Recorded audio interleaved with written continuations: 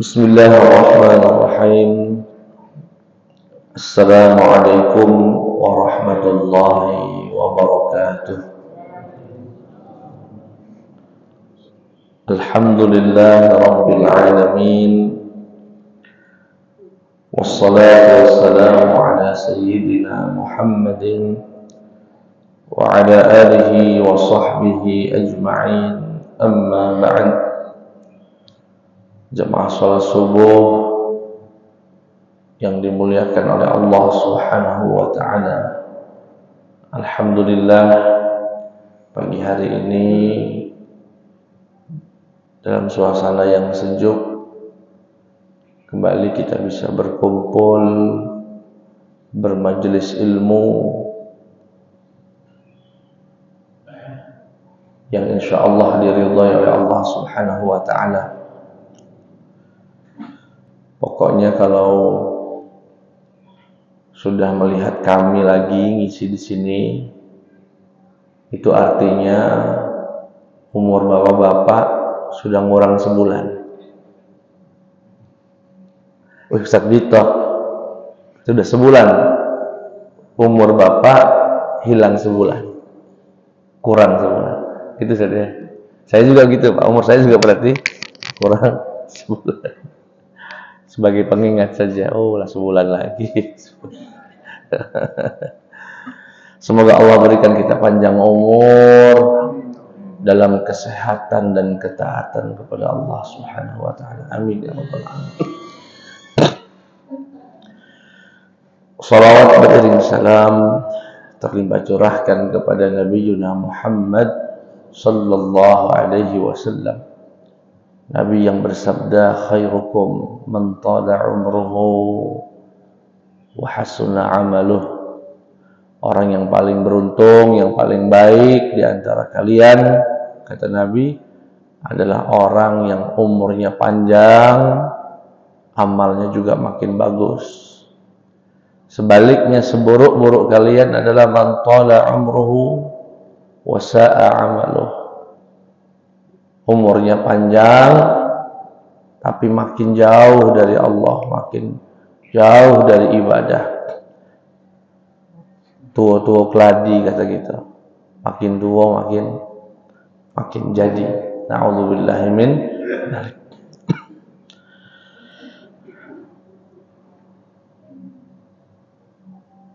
Bapak-bapak yang dimuliakan Allah Subhanahu wa taala, pada pagi hari ini kita akan sama-sama mempelajari sesuatu yang menurut kami sangat penting berkaitan dengan apa yang bisa kita lakukan untuk kawan kita, sahabat kita yang lebih dulu meninggal. Kita punya sahabat, punya kawan, umurnya tidak panjang dari kita, meninggal duluan. Rasa ingin berbuat baik dengan dia, mungkin saat hidupnya tidak maksimal, masing-masing sibuk dengan gaweannya, masing-masing sibuk dengan urusannya. Sekarang kawan kita itu, jamaah kita mungkin Pak, sudah meninggal dunia. Apalah yang bisa kita bantu, apalah yang bisa kita lakukan untuk mereka.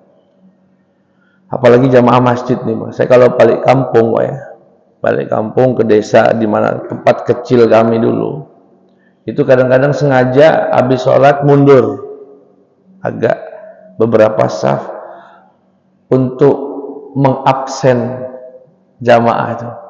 Wih, Mang Yahri udah meninggal, dulu duduknya di situ. Sampai apal kami tempat duduknya.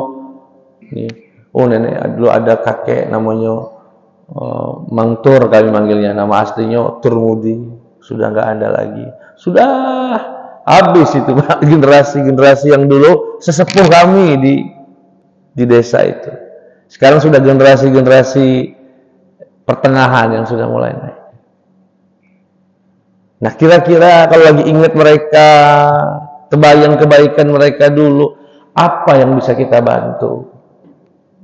Nah, ini ada beberapa hal yang bisa kita lakukan untuk mereka? Yang pertama, syuhudu janazatih.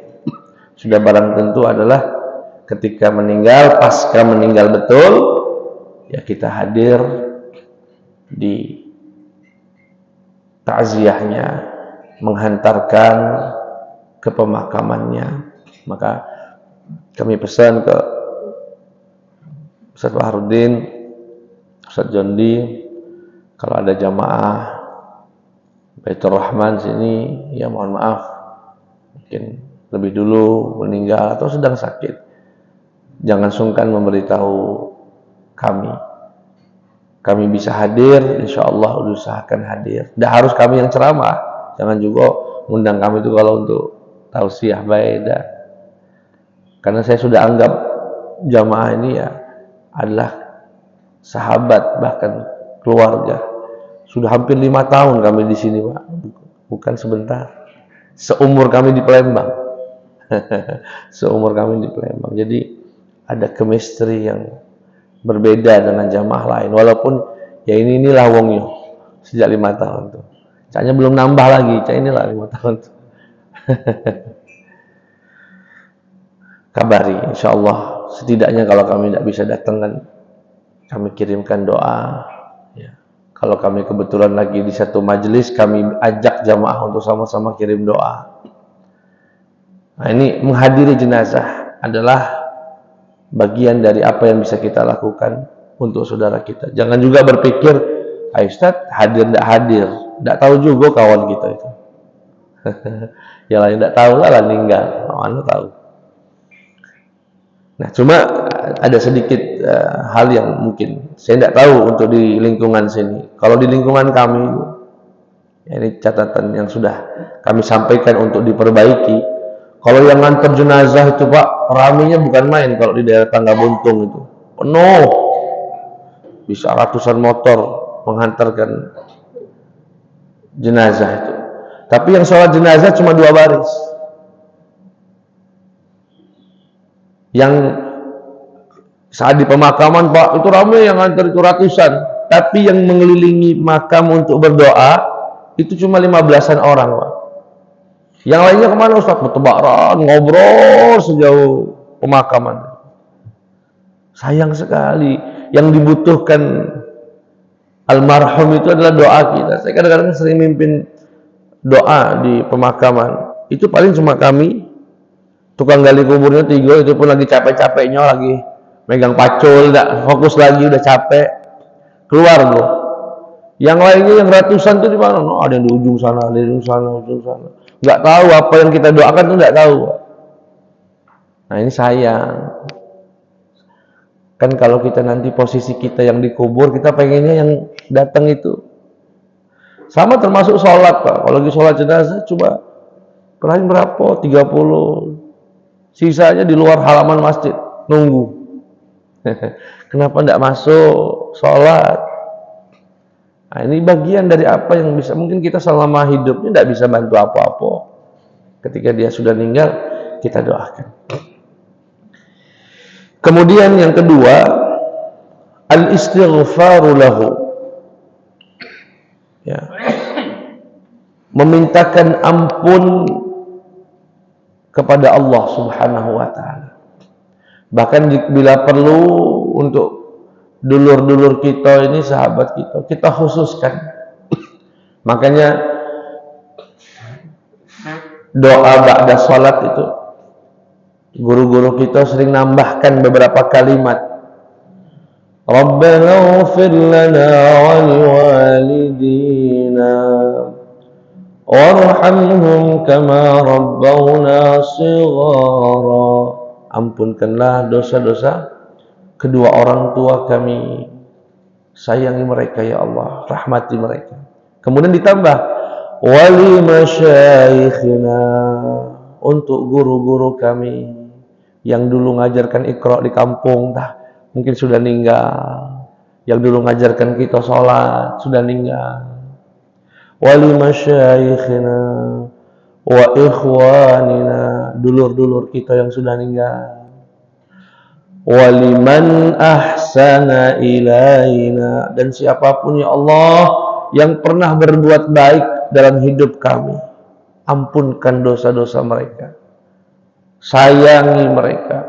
Yang berbuat baik dalam hidup ini alangkah banyak ya. Kadang-kadang tidak ketemu lagi, Pak. Dulu pernah mudik ban bocor. Ada kawan, tidak kenal siapa dia, bantu kita. Dulu pernah ketika merantau kemana misalnya, setibanya di tempat perantauan, ada yang jamu kita, nyambut kita, mungkin sekarang sudah meninggal dunia. Kita kirimkan doa itu. Waliman ahsana ilaina, baru walil muslimin wal muslimat wal mu'minin wal mu'minat al ahya'i minhum wal amwat, dan seterusnya. Alangkah beruntungnya kita punya kenalan yang semacam ini. Punya kenalan yang selalu doa dan kita dimasukkan dalam doa-doa mereka. Jadi jika kita sering mendengar hadis idza mata ibnu adam inqata'a 'amaluhu illa min thalathin, ya shadaqatin jariyatin wa 'ilmin yuntafa'u bihi wa waladin salihin yad'u lah. Jika meninggal Bani Adam terputus amalnya kecuali yang tiga: ilmu yang sedekah jariah, ilmu yang bermanfaat, dan anak soleh yang mendoakan. Sebetulnya tiga ini bukan dalam rangka membatasi tidak kata yang lain, bukan. Setidaknya tiga itu punya kita siapkan. Tapi sebetulnya yang bisa menjadi investasi akhirat kita selain anak soleh adalah sahabat soleh, kawan soleh, sama-sama jamaah di sini. Bahkan jujur kalau kami di Fajar Sidik itu saya tambahkan lagi itu, Pak, bukan sekedar masyayikh, guru-guru kita, saudara kita, kemudian orang yang berbuat baik, tapi seluruh pendahulu kita di masjid ini yang telah berjuang. Ya, sebelum saya datang kan sudah ada ustadz di sana yang mengenalkan agama, yang ngajar agama. Ya, yang lebih dulu para ustadz, para masyayikh. Kita doakan dengan harapan juga nantinya pada saatnya kan saya juga meninggal, Pak. Saya akan meninggal, Bapak akan meninggal, pengurus juga akan meninggal, akan datang pengurus baru, akan datang ustadz baru. Di saat saya nanti sudah nggak bisa ceramah lagi, kan ada ustadz. Yang saya harapkan apa? Mereka juga ingat kami. Ya Allah, waliman sabaqana. Dan itu yang dimaksud Rabbana ighfir lana wa li ikhwanina alladhina sabaquna bil iman. Ya. Kirimkan sekali-kali Al-Fatihah buat pengurus Masjid Baitur Rahman. Ya Allah, siapapun yang berjasa buat masjid ini, pernah ngabdi di sini, pernah ngajar di sini, pernah sedekah di sini, Allah Engkau ampuni dosa mereka. Al-Fatihah. Ini investasi akhir. Perbanyaklah, Pak, kawan-kawan yang rajin sholat itu. Perbanyaklah dengan sahabat-sahabat semacam mereka. Mereka akan kirimkan istighfar untuk kita. Dan lebih khususnya lagi, yang bisa kita lakukan untuk kawan kita tadi, Pak, adalah istaghfiru li akhikum, kata Nabi. Mintakan ampunan untuk saudaramu. Wasadu lahu tathbit. Mintakan kepada Allah kemantapan, kekuatan. Fa innahu al-ana yus'al. Saat ini dia sedang ditanya oleh malaikat. Maksudnya gimana, Ustaz? Ketika kita mengantarkan jenazah ke pemakaman, kemudian membaca beberapa hal, kan disebutkan oleh Nabi Muhammad SAW 7 langkah terakhir dari peziarah terakhir. Biasanya anggota keluarga itu, Pak. Kalau tetangga, kawan sudah pergi, kalau sisa paling istri kalau masih ikut, kalau ikut, atau minimal anaknya, mamangnya. Ya. 7 langkah terakhir. 1 langkah, 2 langkah, 3 langkah, 6 langkah, 7 langkah. Begitu melangkah yang ke-8, turun munkar nakir, turun malaikat yang kata Nabi Muhammad SAW suaranya sampai membuat orang yang tidur tadi bertegak, langsung tegak, tidak sanggup lagi sekedar kedip-kedip mata, langsung bangun. Yang sangat besar dan warnanya kata Nabi biru kehitaman. Mengerikan sekali. Nah, di saat itu, Pak, yang dibutuhkan kawan kita adalah kemantapan menjawab man rabbuk. Makanya sunnahnya begitu 7 langkah tadi sudah, bapak lagi pulang, arah pulang ke rumah, kirimlah Pak doa, Allahumma gfir lahu, Allahumma tsabbithu. Ini kawan kita lagi ditanya sekarang nih, Pak. Pasca sesaat meninggalkan pemakaman bukan berarti selesai dari doa, justru dari situlah dia minta kiriman doa. Jadi sembari bawa motor, sembari bawa mobil, ya, sahabat kita yang kita tinggalkan di kuburan tadi, ya Allah tsabbithu. Pakai bahasa Indonesia boleh, mantapkan dia ya Allah, kuatkan dia menjawab pertanyaan malaikat. Itu yang diminta oleh Nabi Muhammad, istaghfiru li akhikum, mintakan ampunan untuk dulurmu yang baru saja dikubur, wasalu lahu tathbit, mintakan kemantapan dalam menjawab, fa innahu al-ana yus'al, saat ini dia sedang ditanya oleh malaikat. Itu yang ketiga. Yang keempat, ta'ahud ahlihi wa waladih. Ta'ahud ahlihi wa waladih. Apa itu? Memberikan perhatian pada keluarganya. Mohon maaf, di sela-sela takziah, mungkin hari pertama, malam kedua, atau mungkin setelah selesai semua acara, bapak ibu yang Allah berikan kelebihan rezeki, tidak ada salahnya silaturahim ke kerabat kita yang sudah meninggal tadi. Kan dia punya anak, dia punya istri. Tanyakan anaknya, mak mano, adik kita nih sekolahnya lancar, itulah Pak, itulah Mas, itulah Kak. Itu yang jadi pikiran aku, beban aku. Sekarang lanangku lah ninggal, dialah tulang punggung kami. Sekarang aku tuh pikiran anak kami ini bakal lanjut kuliah tidak kira-kira. Bisa enggak sekolahnya sampai selesai? Enggak tahu dari mana.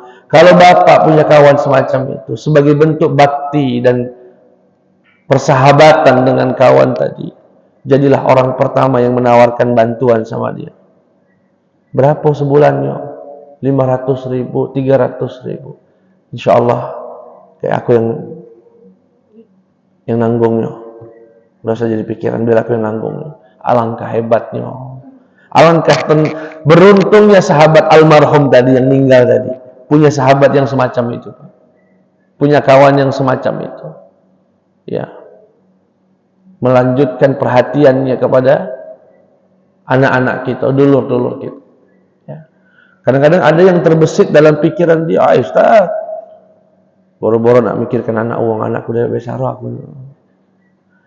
Kalau bapak ada di posisi, mohon maaf, ekonomi bapak juga terbatas, tidak bisa bantu anak dari kawan almarhum kita, setidaknya jangan ragu untuk menjadi wasilah. Menjadi wasilah apa Ustaz?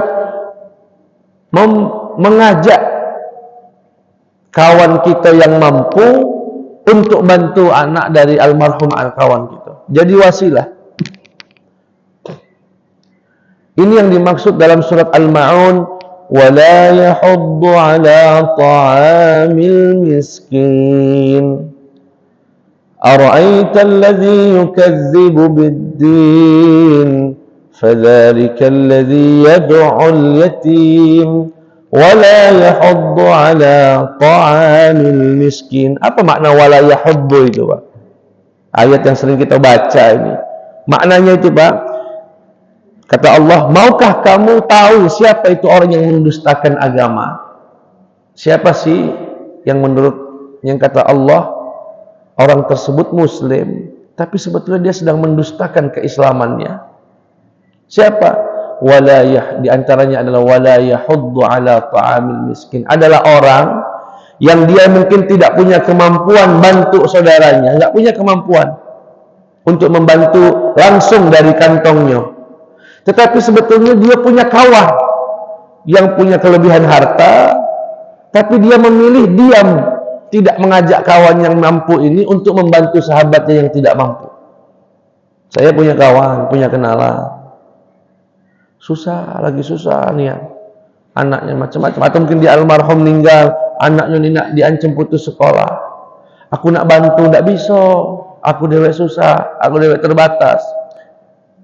Tapi saya punya sebetulnya sahabat, kenalan, jamaah yang bisa bantu orang ini. Tapi jika di situ ketika saya memilih diam, sudahlah, biarlah urusan dia kayak gitu. Saat itu ketika kita memilih diam, sebetulnya kita sedang mendustakan keislaman kita. Apa salahnya kita datangi kawan kita tadi, kita berhasan sama dia, Mas, Kang, Pak, ini nah, aku nih punya kawan baru meninggal, dia ada anak, caknya terancam putus sekolah, kalau kamu lagi ada rezeki bantulah. Itu orang yang tidak mendustakan agamanya, Pak. Tidak bisa memberi langsung, minimal jadi wasilah kebaikan. Jadi wasilah kebaikan. Ambil posisi itu, Pak. Tapi kalau kita cuek nafsi-nafsi, dan itu karakter orang sekarang, egois dengan dirinya baik.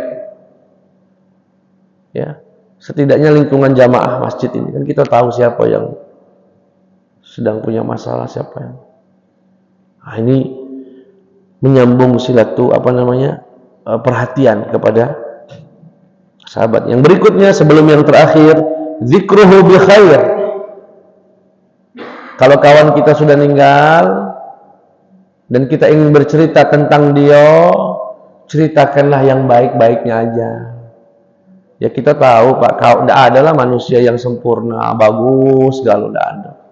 Tapi kalau sedang membicarakan almarhum siapapun dia, jangan yang jelek-jeleknya Pak, kata manfaat juga. Wih kawan aku ini 10 kali kita makan bareng, 10 kali dia tidak pernah bayar. Sudah Pak, tidak usah diceritakan yang begitu, itu sudah. Ceritakan yang baik-baik saja. Makanya di Indonesia ini ada budaya haul kiai fulan, haul habib fulan, haul fulan, haul. Haul itu Pak sebetulnya budaya untuk mengenang kebaikan. Ini pas nih udah setahunnya wafatnya Kiai Buya Nawai Dence, kumpulkan murid-muridnya, anak-anaknya, warganya, jamaahnya, kumpulkan lagi, disebutkan lagi kebaikan-kebaikan yang bisa dicontoh oleh generasi berikutnya. Ya, saya sangat terinspirasi lah dengan kebaikan almarhum Habib Mahdi bin Syahab yang sudah dihaulkan 1 tahun. Ada kebaikan beliau yang saya baru tahu begitu. Di antaranya beliau itu setiap kali mau keluar tiap pagi nak keluar gitu beraktivitas kemana, itu sudah menyiapkan uang di kantongnya, ribuan, 5 ribuan, 2 ribuan, untuk berbagi untuk anak-anak kecil di lingkungannya Pak. Jadi kalau beliau sampai jadi karena kebiasaan tadi, budak-budak kecil tuh ngantri, tahu jam segini nih Habib metu, ngantri di gang lorong markasnya itu. Begitu keluar, nah 2.000, 5.000, sehingga pantas ketika kami datang untuk mengantar jenazahnya waktu itu, kok banyak betul anak-anak kecil itu. Saya tanya, dari mana? Kok banyak nih budak-budak kecil? Ustaz, mereka inilah nangis Pak, anak-anak kecil itu yang istilahnya saya tidak tahu ya. Saya kira belum terlalu nalar lah. Habib Mahdi ini siapa? Belum tahu.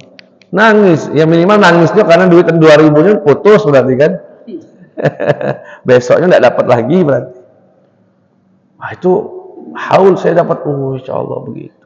Kadang-kadang kami ini penceramah sih lupa dengan lingkungan tadi Pak, dan anak-anak kecil sekeliling. Dan salah satu poin juga yang kita dapat dari haul tadi, kebaikan yang beliau lakukan itu, Habib Mahdi itu rahimahullah rahmatan wasi'ah, kalau memberi saran terutama kepada para asatiz, para ustadz, itu tidak sekedar saran tapi nunjuk solusi. Misal jengok beliau ada ustadz motornya butut, Ustadz gantilah motor tuh Ustadz, alangkah jeleknya motor itu. Besoknya dibelikan motor. Nggak pernah beliau itu ngomong saja, kemudian sudah pikirlah. Sorban ya, mungkin kalau kelas motor agak berat juga nak mikirkan motor uang banyak. Sorban beliau itu. Jadi kalau lagi ceramah begini, dilihatnya sorban ustadznya itu. Ustadz gantilah sorban ini, lamunnya saya nggak ganti-ganti. Besoknya dikasih sorban. Jadi apa yang beliau cerita, peci, minyak wangi, misalnya, langsung dikasih. Sehingga ya saya termasuk yang tidak, istilahnya belum terlalu lama kenal beliau ya, mungkin 4 tahun, tapi terkesan. Jarang beliau ngomong sesuatu nggak di ini. Ustaz Bito, kapan terakhir makan nasi kebuli? Udah lama. Ustaz ke rumah, saat kita makan kebuli, aku masaknya. Masaknya nih makan kebuli. Enak pula masakan beliau itu. Jadi kalau beliau nanya atau ngomentari sesuatu, langsung dieksekusi. Nah itu bagian dari apa yang bisa kita lakukan dari kawan kita. Nanti kan di sini ada nih, oh Pak Haji itu dulu dia itulah yang misalnya belikan sarapan gitu. Kebaikan-kebaikan itu diceritakan agar bisa ditiru dan diteruskan. Ya, saya punya dulu jamaah luar biasa lah. Ya. Seneng betul ngasih minyak wangi ke sejadah itu. Keliling ngasih minyak wangi. Dulu belum terpikir cara-cara yang sekarang yang ada. Sekarang ada yang khusus ya, khusus untuk ambal. Dulu tidak dia ambil apa dia minyak wangi dia, nah dioleskannya sejadah. Jadi kita sholat itu wangi, ninggal wangi, tengiang dalam pikiran kita tuh. Sebutkan kebaikan-kebaikan itu, apa yang bisa ditiru. Ya. Kalau yang buruk-buruknya jangan. Yang terakhir, ketika kawan kita meninggal, sahabat kita meninggal, teruslah disambung silaturahim dengan keluarganya, dengan keluarga daripada almarhum Nabi Muhammad Sallallahu Alaihi Wasallam. Setiap kali beliau nyembelih hewan kurban, pernah dalam satu hari beliau itu sampai 60 kambing berkurban. Setelah berkurban nanti beliau itu berpesan itu sama panitia dan sama para sahabat, aku nanti minta sekian kantong ya, minta sekian kantong dari daging kurban tadi. Untuk siapa ya Rasulullah? Untuk kawan-kawan almarhum istri saya. Untuk kawan-kawan almarhumah istri saya Khadijah. Nabi dulu punya istri Khadijah, meninggal lebih dulu, dan beliau sebagai suami tahu siapa dulu kawan yang suka datang ke rumah ngobrol sama Khadijah, siapa orang yang suka dikunjungi Khadijah rahimahullah radhiyallahu anha, siapa. Itu dikasih daging. Artinya apa? Nabi itu masih menyambung silaturahim dengan orang yang dulu punya hubungan dengan kerabat kita. Nah, itu sunnah Nabi Muhammad SAW. Makanya kalau saya lagi ngisi di hari-hari Idul Adha, kadang-kadang panitia ngisi di kantor-kantor PLN atau pajak, terkadang di di Pertamina. Ustadz, kira-kira siapa lah yang kami injuk ini? Banyak, kadang berlimpah mereka itu sampai 5 sapi, 6 sapi. Padahal cuma segelintir orang ininya pegawai. Kata saya, orang yang paling berhak dapat diantaranya adalah para pensiunan. Orang yang sudah nggak ngantor lagi, catatlah namu-namunya, tinggalnya di mana, di Palembang. Jangan diputus silaturahim. Tapi udah meninggal Ustaz, keluarganya masih ada enggak di Palembang? Disambung. Keluarga daripada mantan istilahnya pensiunan kantor ini, catat. Diinventaris namanya di database, masukkan. Jikapun dia sudah meninggal, keluarganya kita tunjuk dagingnya. Nah, ini menyambung silaturahim, termasuk dengan pengurus masjid, salah satu yang berhak, mantan pengurus, siapa dulu di mana, masih ada enggak sekitar sini, kirim, disambung silaturahim. Ya. Artinya yang terakhir adalah tetap menyambung silaturahim. Bahkan kalau saya boleh cerita, ini salah satu kelebihan orang tua kami, Pak. Saya lihat ini kelebihan Bapak. Saya itu kalau pulang kampung dari Lampung ke kampungnya Ustadz Jondi, itu dari Lampung, biasanya kami itu lewat pinggir pesisir barat, nanti ke Kroy, masuk ke Bengkulu di daerah Kaur nanti masuk Bintuhan, Mana, Seluma, Bengkulu, Harga Makmur, Lebong, kampung kami Lebong. Apal kami situ? Itu 20 jaman itu Pak. Kalau normal tidak berhenti-berhenti sekitar 19 sampai 20 jam. Itu selama perjalanan kalau sama Bapak itu tidak kurang dari 3 sampai 5 rumah pasti kami mampiri Pak. Nanti kami bawa mobil, entah di kabupaten mana misalnya. Nanti nah, masuk gang itu gang itu mampir masuk. Siapa Pak? Ada kawan Papa di sini. Nah, mampir sampai di situ, rupanya sepertinya sudah WA-an lebih dulu kayaknya. Soalnya kalau kita datang tuh disambut, enggak kaget gitu. Datang sampai di situ biasa dijamu, makan, macam-macam dikenalkan, ini kawan Papa bla bla bla bla bla bla dikenalkan. Setelah itu sebelum kami pulang, biasanya Bapak ngomong gini ke kawannya itu, ini anakku Bito, ini anakku kedua, ini anakku ini. Ini si Bito ini di Palembang tinggalnya, sekarang dosen di UI, ini. Nanti kawannya itu mengenalkan anak-anaknya itu Pak. Nah ini Pak, sini tugasnya di sini, ada juga yang lagi nggak di rumah di Jakarta, di sini. Mulai saya dengan anaknya itu berbagi nomor tuh Pak. Saya ambil. Apa pesan orang tua saat itu? Bapak ngajak kamu ke sini, nggak ada lain. Sambung silaturahim kalau Papa udah meninggal. Ini dulur kamu, ini kawan kamu, ini kawan Papa. Jadi saya di nomor HP itu Pak, banyak nih yang anak dari kawan Bapak itu Pak. Yang di sini, yang di kabupaten ini, di kabupaten ini. Dan saya kira itu sunnah yang sangat bagus. Ya kadang-kadang kita ini kawan bapak kita ya sudah itu bapak kita, nggak ada hubungannya lagi dengan saya. Nah itu kan nggak bagus. Makanya kadang-kadang kesalahannya satu, memang anaknya yang cuek. Bapaknya punya kawan, tahu bapaknya lagi ngobrol sama kawannya, dia masuk kamar kunci sudah urusan bapak itu. Atau orang tuanya yang memang tidak mengenalkan. Sekali-kali kalau bapak punya anak diajak silaturahim ke kawannya, dikenalkan dengan orang-orang baik. Wah itu berkah sekali. Berkahnya apa Pak? Kalau kami lagi balik kampung, bapak nggak ikut, orang tua kami nggak ikut, mampir kami, makan gratis. Kemalaman pacak nginep, tahu Pak ini anaknya Pak ini, anaknya Pak ini. Itu berkah luar biasa.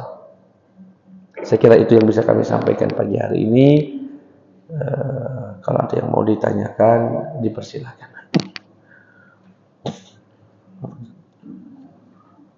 Baik, kalau ada pertanyaan, ya silakan. Itu adalah kalau sekarang kita akan menghubungi nah ini kita anak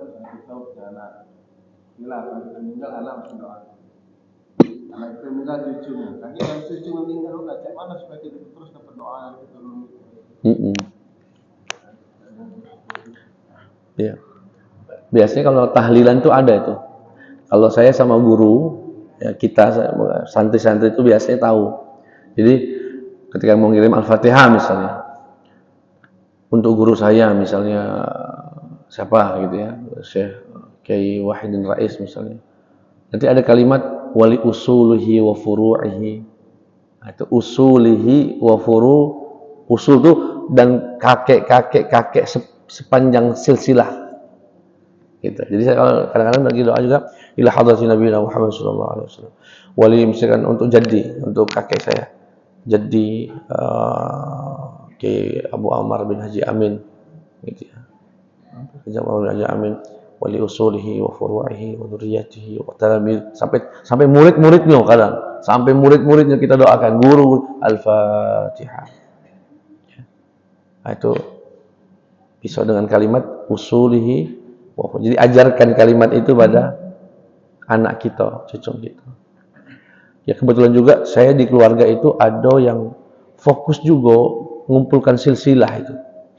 Ada kakak cucung tertua di keluarga kami.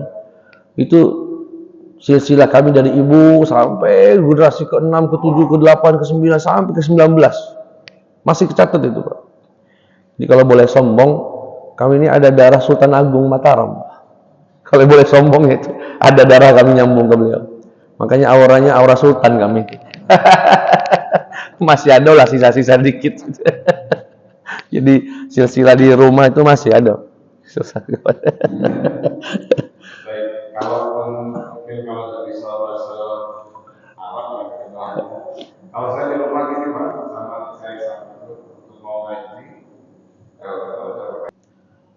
sebetulnya untuk membantu tidak melihat baik atau tidaknya ketika memang anak yang ditinggalkan itu termasuk yang berhak untuk dibantu. Misalkan orang tuanya nggak baik, nggak sholat misalnya, tapi kita lihat anak ini punya potensi, mungkin lagi mondok atau lagi sekolah, dan terlihat tidak ada yang bantu atau kekurangan, tidak apa-apa bantu. Jangankan itu, mohon maaf, hewan saja gitu ya. Kalau kita bantu, bisa menjadi sebab dukhul jannah, masuknya kita ke surga. Apa kata Nabi Muhammad SAW? Dakhalatim ru'un aw rajulun an-nara liharratin habasatha la hiya at'amatha wala saqatha wala tarakatha. Kata Nabi, ada seseorang yang meninggal dunia, naudzubillah, masuk neraka hanya karena mengurung seekor kucing, tidak ngenjuk makan, tidak ngenjuk minum, tidak biarkan dia nyari makan dewek sampai meninggal dalam keadaan kurus. Artinya untuk hewan saja bisa bikin wong masuk neraka. Sebaliknya, gara-gara hewan juga orang masuk surga. Ketika seorang mantan pezina, naudzubillah, begitu melihat ada anjing bahkan nyeruput lumpur, nyari air yang bercampur lumpur tadi, saking hausnya, akhirnya dia lepaskan sandalnya tadi untuk menyedok sumur, gitu ya, air yang ada di kubangan, dikasih ke anjing itu untuk minum. Kata Allah, Nabi Muhammad SAW, wanita itu masuk surga karena rahmatnya kepada anjing tadi, apalagi kepada manusia. Ya. Hanya saja kalau dia orang tua yang soleh lebih diprioritaskan, gitu ya. Ada banyak nih, kita mampu cuma 1-2 orang, yang diprioritaskan yang anak dari orang-orang baik, orang-orang soleh. Ya. Wallahu ta'ala a'la wa a'lam. Cukup kali tadi? Ya. Bismillahirrahmanirrahim. Alhamdulillahirabbil alamin wa sallallahu ala sayyidina Muhammad wa ala alihi wa sahbihi ajma'in. Ya Allah, ya Tuhan kami, ampunkan dosa-dosa kami, terima seluruh amal ibadah kami, sempurnakan segala kekurangan kami. Ya Allah, siapapun yang sakit dari kami, keluarga kami, Engkau sembuhkan ya Allah. Yang sedang gelisah Engkau tenangkan, yang memiliki hajat dunia akhirat Engkau kabulkan. Birahmatika ya arhamar rahimin. Ya Allah, berikan ampunan rahmat untuk seluruh sahabat-sahabat kami yang telah mendahului kami, untuk seluruh keluarga kami, guru-guru kami, orang-orang yang kami sayangi dan pernah berbuat baik kepada kami. Ampunkan segala dosa mereka ya Allah, angkat derajat mereka. Birahmatika ya arhamar rahimin. Rabbana atina fid dunya hasanah wa fil akhirati hasanah wa qina adzaban nar. Wa sallallahu ala sayyidina Muhammad wa ala alihi wa sahbihi wa sallam. Walhamdulillahi rabbil alamin. Mohon doanya pagi ini kami nak meluncur ke Lampung. Ya, selamat. Insyaallah ketemu lagi di pertemuan bulan depan. Assalamualaikum warahmatullahi wabarakatuh.